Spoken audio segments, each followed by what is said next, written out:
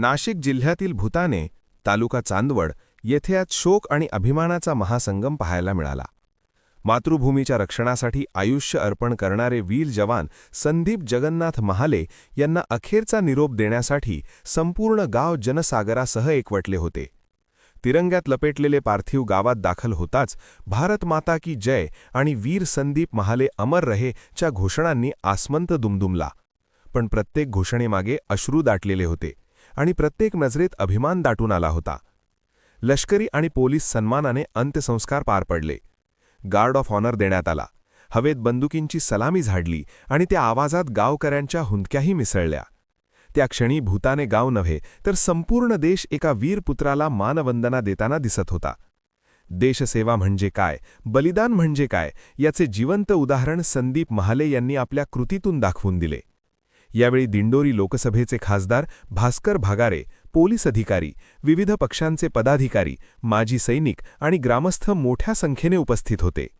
सर्वांनी पुष्पचक्र अर्पण करून वीर जवानाला कृतज्ञ अभिवादन केले. महाविद्यालयीन मित्र, सैनिक सहकारी आणि बालपणीचे सवंगडी मोठ्या संख्येने हजर होते. आपला मित्र गेला ही भावना प्रत्येकाच्या अंतःकरणाला वेदना देऊन गेली. सीमेवर ड्युटी बजावत असलेल्या सहकाऱ्यांनीही जड अंतःकरणाने संदेश पाठवत आपल्या शूर सहकार्याला सलाम केला. आई शीला महाले, वडील जगन्नाथ महाले, पत्नी अर्चना आणि अवघ्या 3 वर्षांची चिमुकली अद्विका, त्या निरागस लेकीने वीर पित्याला अग्निडाग दिला आणि तो क्षण पाहून संपूर्ण वातावरण अश्रूंनी दाटून गेले.